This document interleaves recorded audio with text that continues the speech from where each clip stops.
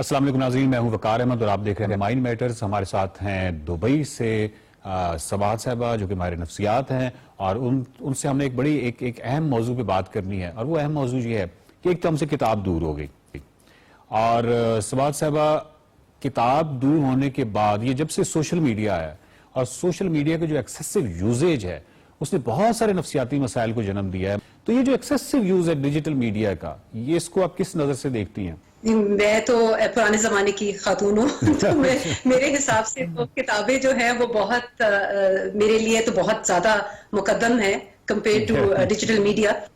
मगर जो social media, देखिए मैं खुद से बहुत ज्यादा सोशल मीडिया की फैन नहीं हूँ, मगर अभी ये पैंडेमिक की सिचुएशन में मैंने बहुत ज्यादा सोशल मीडिया इस्तेमाल किया तो मैं भी गिल्टी हूँ इस चीज की कि मैंने इस्तेमाल किया। मगर उससे मुझे ये रियलाइज हुआ कि इसमें फायदा कम है, नुकसान ज्यादा है।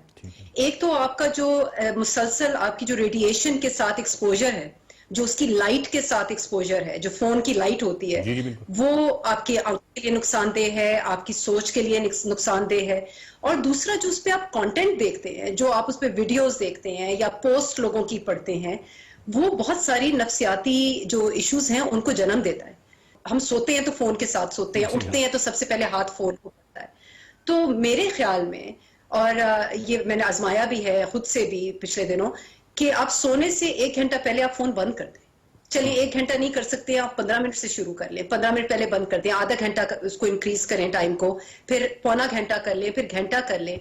मगर सोने से 1 घंटा पहले जब आप सोने की तैयारी शुरू करते हैं, आपका फोन बंद हो जाना चाहिए। कि सोने से पहले का टाइम जो होता है वो आपकी पावर स्टेट होता है और उसमें जब आप फोन देख रहे हैं तो वही सोचें सारी रात आपके जहन में प्रोसेस होंगी। जब आप सुबह उठेंगे तो उसी का असर आपके जहन पे रहेगा। और सोची भी तो ऐसी नहीं ना होती सवाल साहब, हमारा तो सोची भी ऐसी होती है कि जब आपने कमेंट्स देखे फेसबुक पे तो अंदर ही अंदर खोलते रहे कि अब मैं इसको जवाब क्या दूं और मैंने इसको कोई ऐसा जवाब देना है कि इसको पता चल जाए और इसकी जुर्रत कैसी है कि मेरी प्रोफाइल पे जाके इस तरह की बात करना वगैरह वगैरह। तो हमारे तो मसाइल भी बड़े अजीबो गरीब हैं।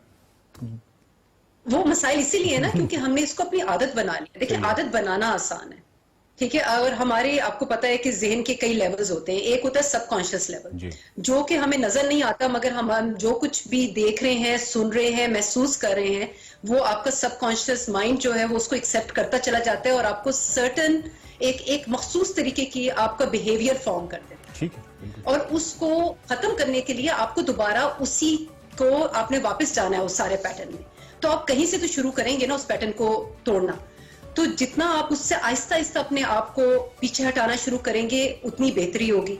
तो सोने से पहले शुरू करें और उठने के बाद, मैं कहना तो नहीं चाहती मगर अल्लाह का नाम लेने के बजाय हम फोन को जो है वो पकड़ लेते हैं।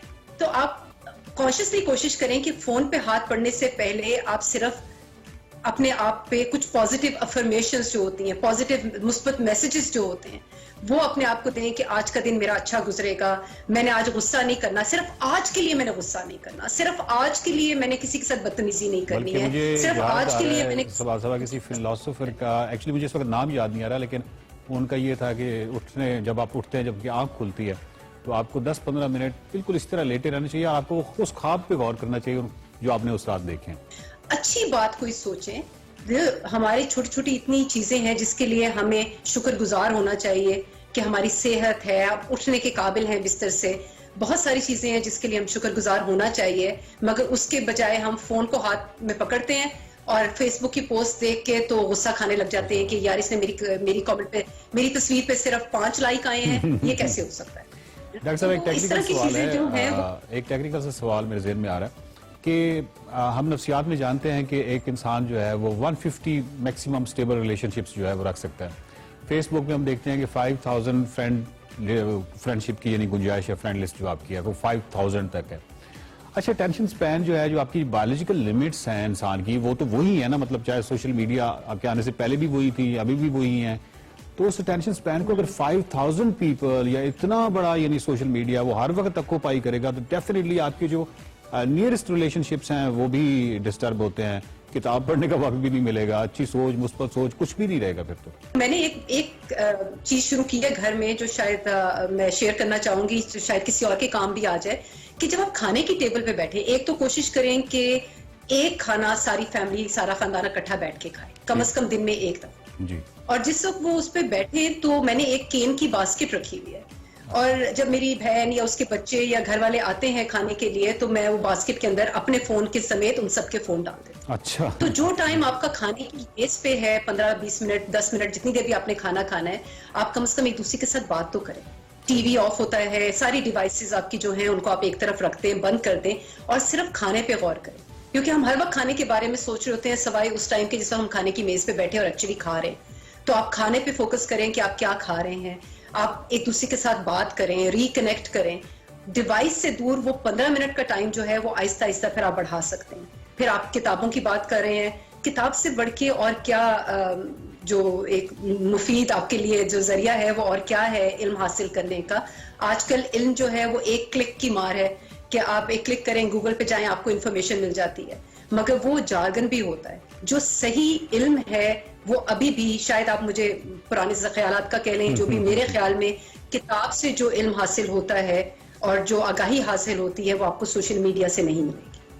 बहुत शुक्रिया डॉक्टर साहबा। और समा साहबा की इसी बात को आगे बढ़ाते हुए मैं ये कहूंगा कि किताबों के हवाले से उन्होंने बात की है वो बिल्कुल ठीक है। पिछले 20-25-30 सालों में हमने देखा है कि हमारे यहाँ जो किताबों की फिरोख्त है या किताबों को पढ़ने की रवायत वो इतनी कम हो गई है कि अभी पिछले दिनों में पढ़ा था कि 6 पैसे फी फर्द एक साल में खर्च करता है किताब पे। 6 पैसे, पाकिस्तान की बात कर रहा हूँ।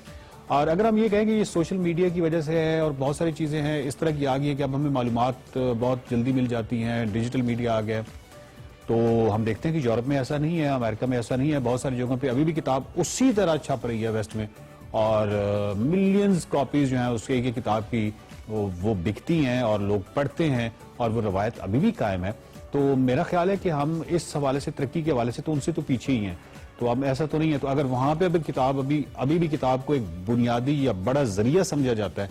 और फिर अगेन बात यह है कि जो नावल है या कोई भी लिटरेचर की फॉर्म है वो आप पे इम्पैक्ट करती तब है कि जब आप उसको प्रॉपरली पूरा नावल पढ़ते हैं और वो तमाम चीजें जो हैं वो उसी तरह असरअंदाज होती हैं। तो किताब जो है उसकी अहमियत अभी भी उसी तरह है, लेकिन पाकिस्तान में बदकिस्मती से किताब से दूरी और सोशल मीडिया की तरफ बहुत ज्यादा इस्तेमाल जो है वो बहुत सारे मसाइल को जन्म ले रहा है। किताब पढ़िए, देखते रहिए माइंड मैप।